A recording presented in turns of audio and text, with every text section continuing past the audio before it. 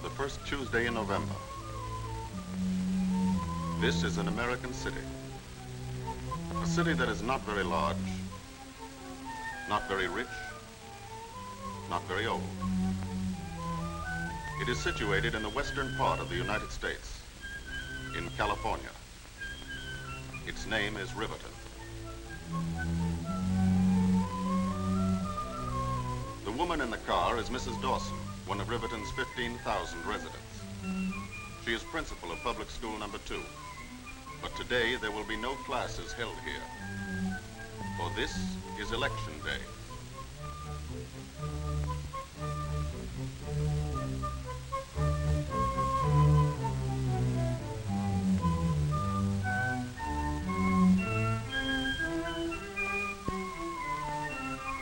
This classroom is one of the 130,000 places the country over in which American citizens are going to cast their votes today.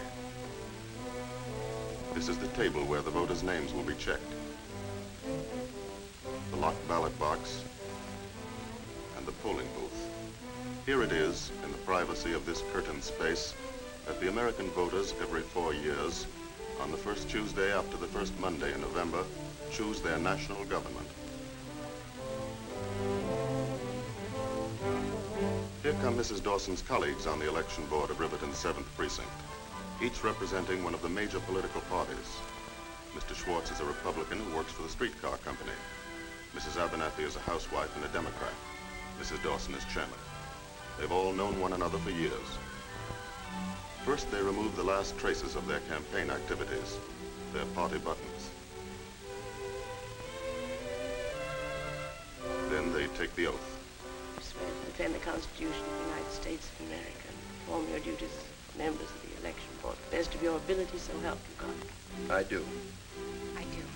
This makes them responsible for seeing that the voting here today takes place according to the laws of the land. And now the polls are open.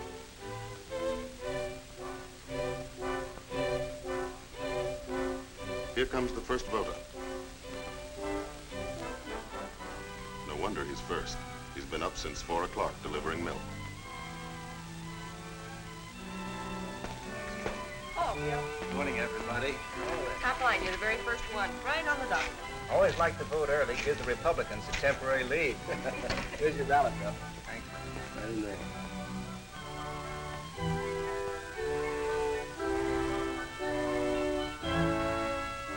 That's as far as we can go.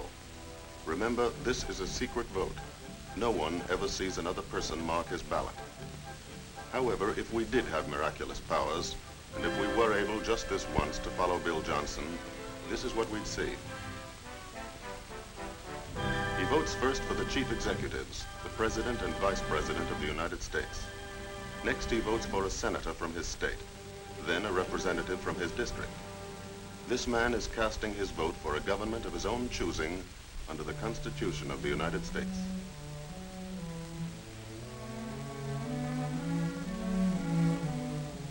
This is the way it's set up. There are 3 branches of the United States government. The executive branch, or president, the legislative branch, or Congress, and the judicial branch, or Supreme Court. The duties of each branch are established in the Constitution. Let's see how they work. The president is the executive head of the nation. He initiates all important policies, such as treaties with other governments and the conduct of national affairs. He is the commander-in-chief of the Army and the Navy, an important consideration in a wartime election. The vice president is the president's legal successor. The president keeps him informed on matters of state and policy. The vice president, by custom, sits as a member of the president's cabinet. The cabinet members are the heads of the executive departments of the government, such as the State Department, War Department, Treasury Department, Department of the Interior, of Labor, Commerce, and so on. The cabinet advises the president on matters of policy. The powers of the president and his helpers are limited, for this is a government not of men, but of laws, based upon the Constitution. Congress makes the laws. It is a parliament which, unlike many democratic parliaments, has no direct connection with the executive branch. This branch of the government is made up of two houses, the Senate and the House of Representatives. A law may originate in either house, but must be approved by both of them. When a bill is passed by both houses, it is sent to the president. If the president also approves the bill, he signs it. It then becomes law. The president may veto a bill passed by the Congress. But Congress may still, by a two-thirds majority, make the bill law. Although the chief responsibility of Congress is that of making laws, certain other responsibilities are delegated to the two houses. In the Senate, or upper house as it is called, each of the 48 states in the nation is represented by 2 elected members, making a total membership of 96. Small states and large have equal representation in the Senate. The Senate has 2 important functions aside from its lawmaking duties: to pass on important presidential appointments and to approve or reject all treaties with other nations initiated by the president. When a treaty is under consideration, the members of the Senate express their opinions, either of approval or of disapproval, and then a vote is taken. If 2/3 of the Senate approves of the treaty, it is in effect. In the House of Representatives, or lower house, each of the 48 states is represented in proportion to its population. The more populous of the states have the greater number of members in the House of Representatives. All measures dealing with the appropriation of money for the nation's use originate and are controlled in the lower house. The money appropriated is turned over to the president for expenditure. And the president, with the aid of the cabinet, spends the money in the manner decided upon by the Congress, whether it be for purposes of peace or of war. Although the Congress of the United States makes the laws of the land, its powers are also limited by the Constitution. As a check on both executive and legislative branches of the government, there is a third branch, the judicial. The Supreme Court, whose members are appointed for life by the President. The Supreme Court protects the Constitution from violation by congressional laws or executive orders. The 3 branches, executive, legislative, and judicial, each with some power, none with all the power, check and balance each other in the manner intended by the framers of the Constitution, so that the ultimate power rests always in the hands of the voter, Bill Johnson. Having voted for a federal government, he must also choose a governor for his state, members of the state assembly, county judges, all the minor offices, and various legislative amendments. When Bill Johnson is finished, he has elected an entire government from top to bottom. That is, if a majority of the voters think the way he does about it.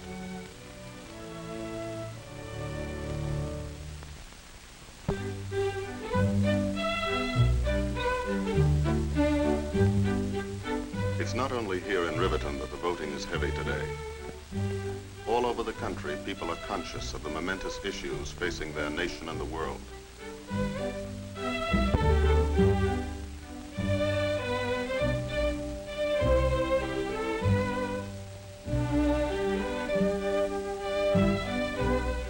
This is their way of expressing their conviction of how and by whom these issues should be met.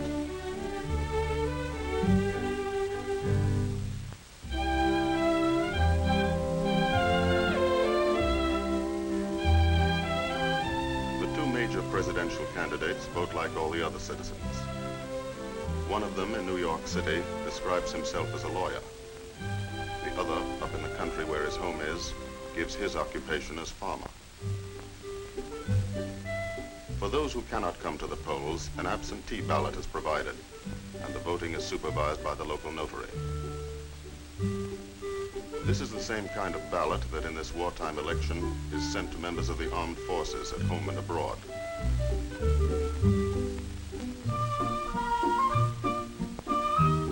These ballots ballots are returned to be counted in their respective states. Here in Riverton, the line grows longer. The citizens are following the constitutional provision that elections are held on schedule, rain or shine, panic or prosperity, peace or war. That chalk on his sleeve is part of yesterday's history lesson, when Mrs. Dawson reminded her pupils of two other memorable elections. In 1864, with the nation in the throes of a civil war, Abraham Lincoln, one of America's greatest presidents, was opposed in a bitter campaign by one of his own generals. The people chose to re-elect Mr. Lincoln. In 1916, during the First World War, an election was held. And now again in 1944. Early in the summer, nominating conventions are held.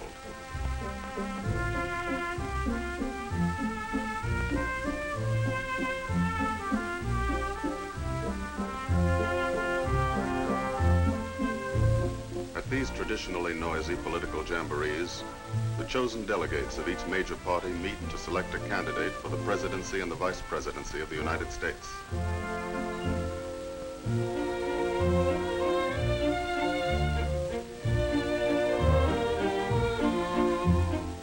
Now the candidates have been chosen.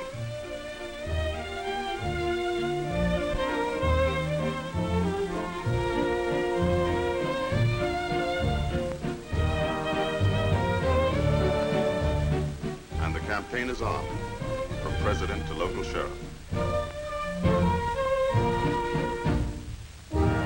For 3 months, all through the late summer and fall, wherever people come together, issues and men are discussed and argued about. Some feel that this isn't altogether a good thing, that a lot of time and energy are wasted this way. It may be, but that's the way Americans like to do it. They like to feel everybody has a right to speak and is interested enough to do it. Even the small fry. Every attempt is made by all parties to influence the people's thinking.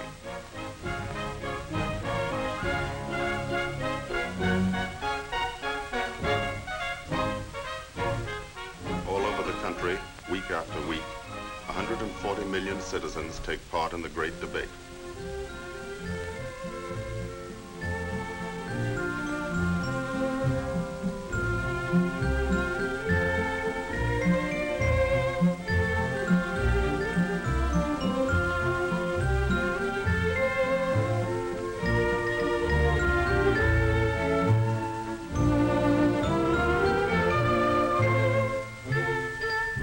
Business, professional, and civic groups endorse one candidate or the other.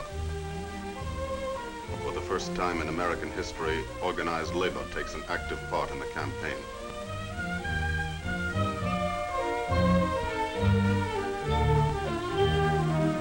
Radio plays a greater role than ever. Time on the air is paid for by all parties and distributed evenly among them, giving the party in office no advantage over its opponents. It is estimated that in the last days of the 1944 campaign, 70 million Americans heard the speeches of the various candidates.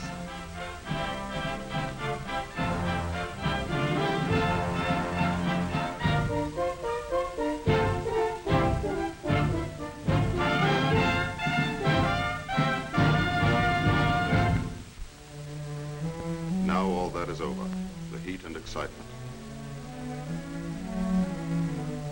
The votes are cast, and Americans have agreed to accept the will of the majority, whatever it may be. Apparently, even the younger generation has declared peace. Now the election board begins its last duty, the counting of the votes. The figures are checked and double-checked.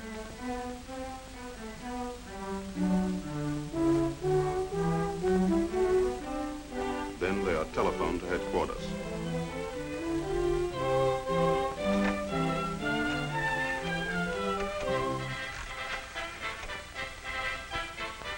Hello? This is Mrs. Dawson, 7th Precinct. Ready to report. From coast to coast, precinct by precinct, city by city, state by state, the results are recorded.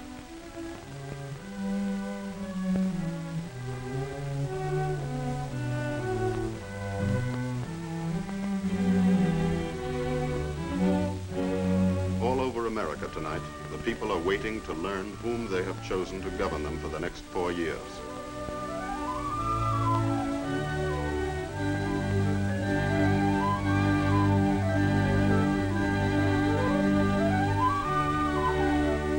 Towards midnight, the final results are announced.